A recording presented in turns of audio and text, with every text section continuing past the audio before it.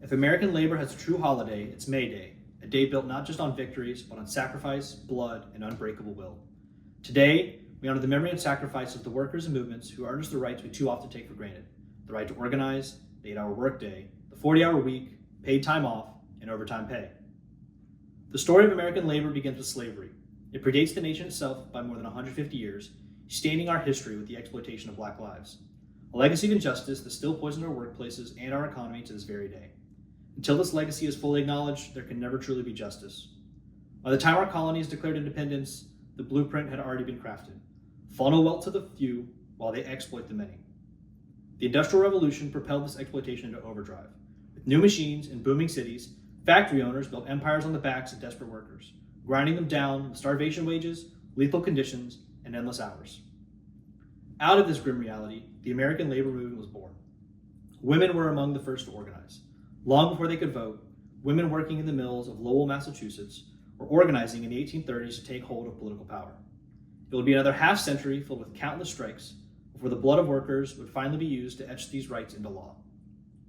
On May 4th, 1886, the battle for the 8-hour day exploded into history in an event known as the Haymarket Affair. In Chicago, striking workers took to the streets, demanding their bosses honor the agreed-upon 8-hour working day. Police responded with violence, clashing with the striking workers. This escalation of violence resulted in the death of one of these workers on May 3rd. Enraged, organizers called a rally the next night in Haymarket Square. As the rally began to wind down, police stormed in once again.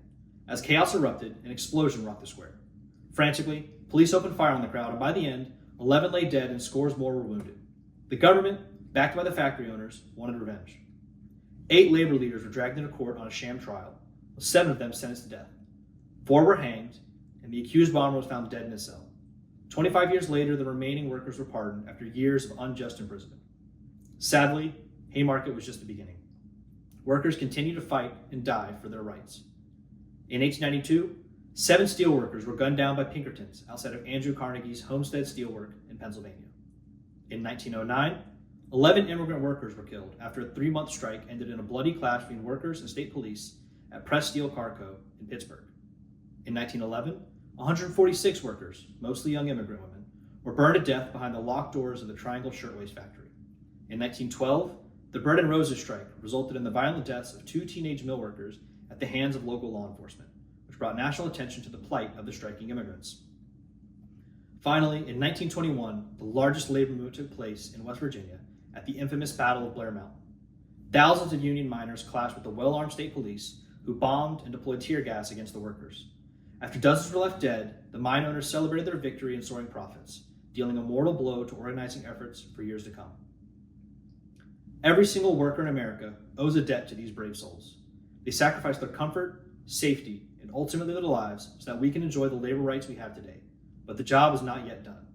Today, American workers are still under attack, and we need a hero who truly represents the working class that has built this great country. To this day, many basic rights have died on the floors of Congress and in the boardrooms of lobbyists. American workers deserve a living wage, not starvation wages.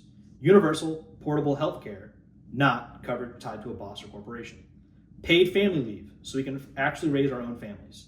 Stable, secure employment, and not a cycle of endless gigs and side hustles.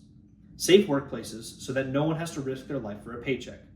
They deserve protection against discriminations based on age, gender, sexuality, religion, and physical or mental ability. This is why the Labor Party exists. This is why we organize, and this is why we fight. When politics is on the side of bosses and billionaires, the workers will rise in solidarity and they will fight back. The Labor Party will stand with workers because we are a party built by workers. Across the country, we will seize back the power that has been held from us. We are a political movement fighting for workers' rights, economic justice, and against a system that consistently sacrifices people in the name of corporate profits. Join the fight for your rights and vote labor.